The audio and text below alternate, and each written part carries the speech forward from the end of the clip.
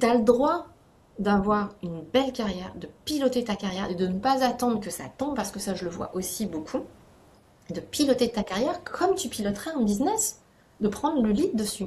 Je te donne un exemple, c'est que moi, je n'ai jamais attendu après ma boîte pour mes formations. Parce que pour moi, investir en moi sur mes formations, quelles qu'elles soient, hein, certaines m'ont coûté 200 euros, certaines m'ont coûté beaucoup plus, typiquement la formation de coach, alors que j'avais pas prévu d'en faire mon job, m'a coûté beaucoup plus cher. Euh, mais j'ai toujours vu ça comme un investissement sur moi-même, sur le meilleur asset pour obtenir mes résultats. Après tout, tu vas investir dans des entreprises, dans des actions ou dans ton livret A, et tu fais plus confiance à une entreprise extérieure pour réussir à générer du bénéfice. Bah, peut-être que c'est prétentieux, mais j'ai la prétention en tout cas de penser que si j'investis en moi, bah, j'ai plus confiance en moi pour aller créer de la régularité, créer quelque chose qui est aligné avec mes valeurs, plutôt que d'investir dans des actions totales, pour ne pas le citer par exemple, ou n'importe quel autre. Surtout en ce moment. Voilà. Tu vois, c'est aussi une manière de reprendre le lead. Et ça, c'est pour moi, c'est vraiment hyper, hyper important.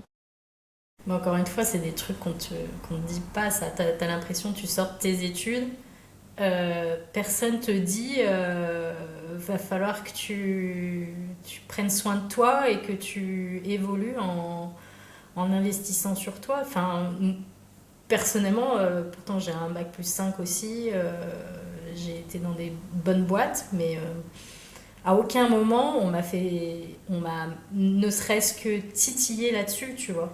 Et je trouve ça hyper dommage. Alors je pense qu'à l'étranger c'est un peu différent, Mm. mais en France c'est En France, ça, c'est très, très peu. On va te parler de l'équilibre vie pro, vie perso. Et déjà, ce sera pas mal. Regarde le nombre de managers qui deviennent managers sans accompagnement, sans formation, juste parce que ce sont des bons experts dans leur domaine. On va dire, eh, vas-y, hop, c'est bon, maintenant tu vas gérer une équipe. Sauf que de l'intelligence émotionnelle, c'est pas le truc qu'on nous apprend à l'école. L'intelligence relationnelle, c'est pas non plus le truc qu'on nous apprend à l'école, quel que soit le cursus, bac plus 5, peu importe. Moi, je coach aussi bien.